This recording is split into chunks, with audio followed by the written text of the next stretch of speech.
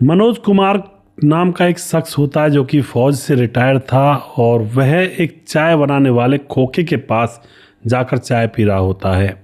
तभी उसके पास एक दरोगा आता है बाइक पर और आकर के कहता है कि हाँ भाई। उसके बाद मनोज कहता है कि सर आ गए आप, चाय पियोगे? लेकिन दरोगा कहता है नहीं नहीं, चाय मुझे नहीं पीनी, बस वो काम कर दो जिसके लिए मैं आया हूँ।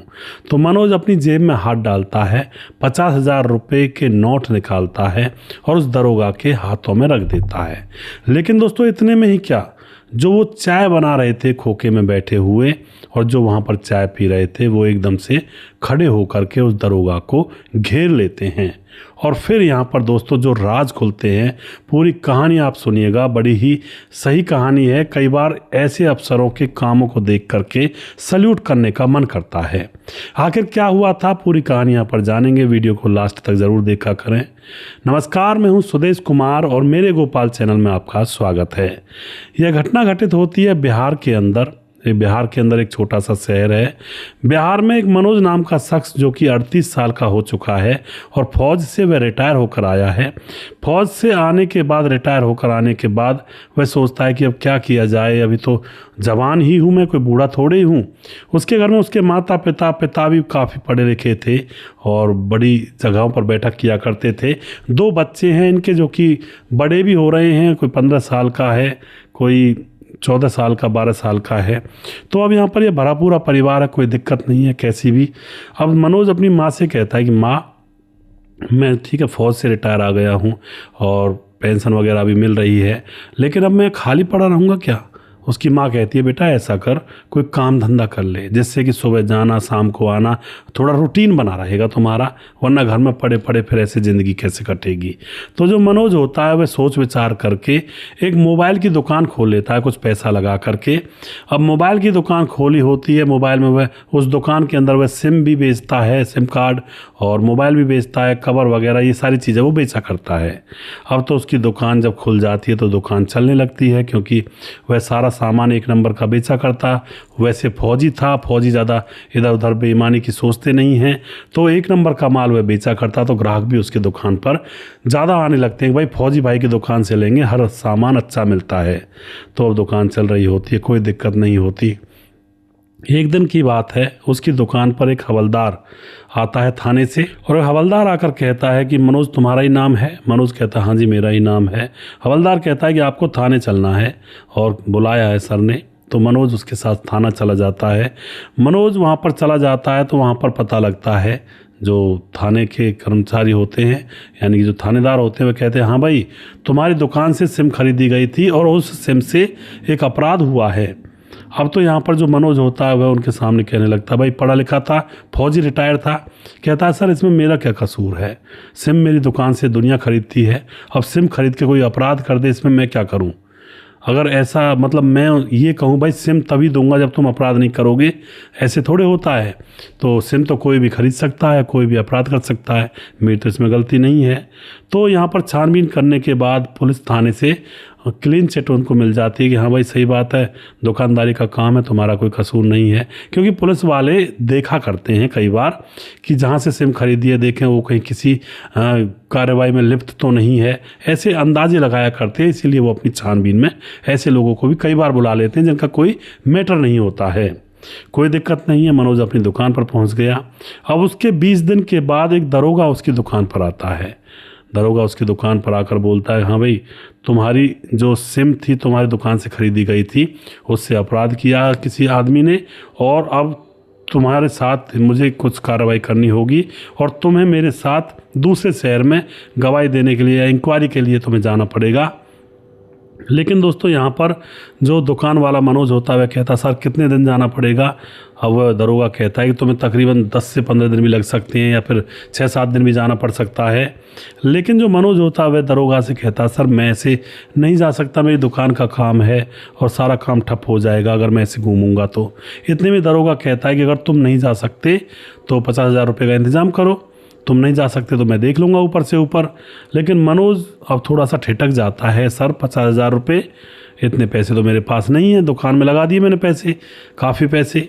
लेकिन दरोगा कहता है कि अगर तुम्हें जाना है तो मेरे साथ चलो, इंक्वायरी के लिए चलना होगा, वरना तुम्हें पैसे देने होंगे, पैसे नहीं दोगे तो तुम्हें जाना पड़ेगा। अब तो यहाँ पर यह कंडीशन करके जो मनोज होता है वह कहता है ठीक है सर, मैं आपको 2 दिन के बाद बताता हूँ। तो जो दरोगा होता है वह अपना फ़ोन नंबर मनोज को दे जाता है कि जैसे पैसे हो जाएं मुझे फ़ोन कर देना और मुझे बुला लेना। मनोज फ़ोन नंबर लिख लेता है। अब मनोज उदास है, रात को नींद नहीं आ रही है, माँ बाप को जाकर बताता है कि इस तरह की कहानी मेरे साथ घट रही है।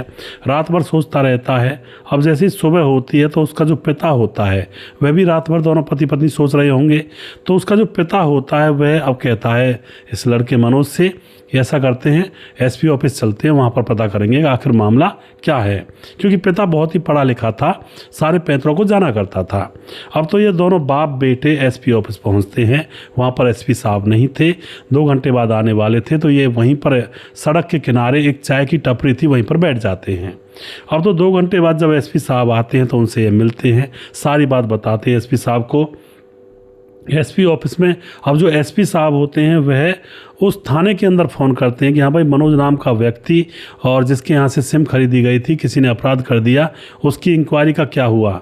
तो जो पुलिस थाने से दरोगा होते हैं, जो अपना पुलिस थाना होता है उनका, वो कहते हैं जी कोई दिक्कत ही नहीं है, हमने इंक्वायरी कर ली थी और इनका तो भाई काम सिम बेचने का, इनके ऊपर क्या दिक्कत है, तो हम तो कोई कार्रवाई यहाँ पर नहीं कर रहे हैं, ना कोई इंक्वायरी कर रहे हैं।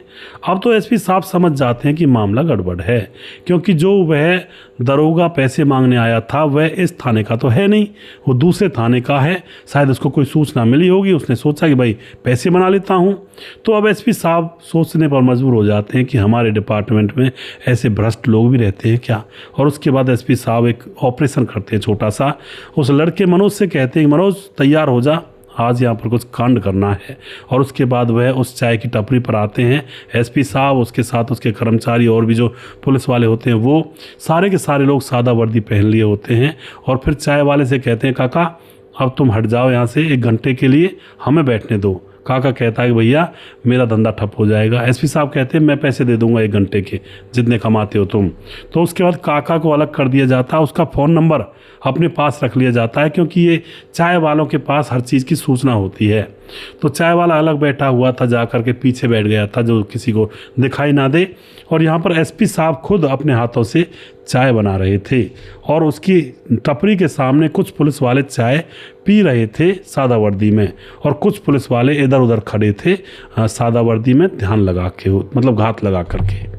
अब क्या होता है, मनोज फ़ोन करता है उसके पास कि सर आ जाइए, पैसे ले जाइए, और मैं यहाँ पर खड़ा हुआ हूँ, चाय की टपरी है, पूरा एड्रेस बता दिया जाता है।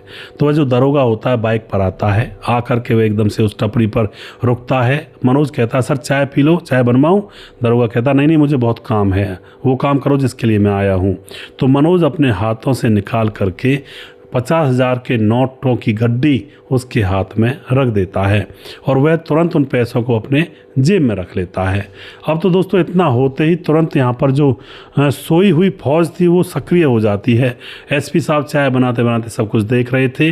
उनमें से एक बैठा हुआ वीडियो बना रहा था चुपके से, और तुरंत उसको घेर लिया जाता है और पकड़ लिया जाता है। उसके खिलाफ सबूत भी हैं, वीडियो भी है जो कोर्ट में पेश करेंगे तो जो मान्य होंगे, और एसपी साहब ने खुद ने गिरफ्तार किया है, इसमें तो कोई ज़्यादा बड़ी बात भी नहीं है। और उसके बाद दोस्तों वह घुर्राता है दरोगा इस मनोज की तरफ कि तूने कराया होगा ये सारा काम। मनोज कहता हाँ मैंने कराया है, मुझसे पैसे क्यों ले रहे थे तुम, जब तुम्हारे थाने में आता नहीं मैं, और मेरा थाना तुम्हारा थाना अलग अलग है, तो तुमने मुझसे पैसे क्यों मांगे। तो उसके बाद उसको पकड़ लिया जाता है, उसको तुरंत तो सस्पेंड किया जाता है, उसके खिलाफ कार्रवाई की जाती है, उसको जो भी होता है कानूनी प्रक्रिया वो उसके तहत किया जाता है। तो इस तरह से दोस्तों एसपी साहब ने एक मनोज नाम के शख्स के साथ मिल करके इस ऑपरेशन को अंजाम दिया होता है। जैसे एसपी साहब इस घटना में, इस कहानी में हैं, अगर ऐसे ही अफसर सारे हो जाएं तो फिर यहाँ पर जो अपराध है ना उसका रेट बिल्कुल 0 हो जाएगा। फिर तो अपराध करने से भी लोग डरेंगे कि भाई कुछ भी हो सकता है और कहीं भी कुछ भी हो सकता है। तो दोस्तों आप क्या कहना चाहोगे? फिलहाल पुलिस अफसर की जो विभाग है, यानी कि पुलिस डिपार्टमेंट में भी ऐसे ऐसे लोग रहते हैं जो सिर्फ अपना पेट भरना जानते हैं। उनको किसी मज़दूर की मदद से कोई मतलब नहीं, किसी गरीब की सहायता से कोई मतलब नहीं, सिर्फ अपना पेट भरने के लिए कुछ लोग पुलिस में भर्ती होते हैं। और ये बात सत्य है, बिल्कुल सही है। आप क्या कहना चाहोगे दोस्तों इस कहानी के बारे में? वीडियो के लास्ट में कुछ भाइयों के नाम ज़रूर लेना चाहूँगा जो हमारे वीडियोज़ को देखते हैं और हमें खूब सपोर्ट करते हैं। हमारे साथ हैं कमल अंसारी, कमेंट करते हैं। साहब जिला बिजनौर से कमेंट करते हैं। समाधान पाटिल जलगांव महाराज से हैं। राम गोसाई अमर भाई लगातार कमेंट करते हैं। सिकरम राज कमेंट करते हैं। मनोज श्रीवास्तव जी कमेंट करते हैं गोपालगंज बिहार 28 वार्ड नंबर 23 से।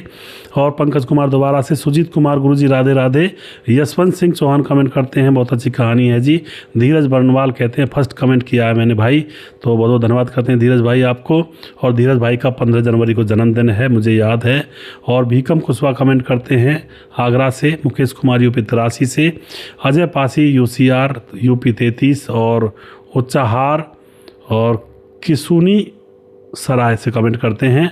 और सोनू राज प्रजापत कमेंट करते हैं। लक्ष्मण धेलू, रामवीर गौतम कमेंट करते हैं। काशीपुर उधम सिंह नगर उत्तराखंड से रामवीर। और राम शब्द कमेंट करते हैं। विंध्याचल राजवार कमेंट करते हैं।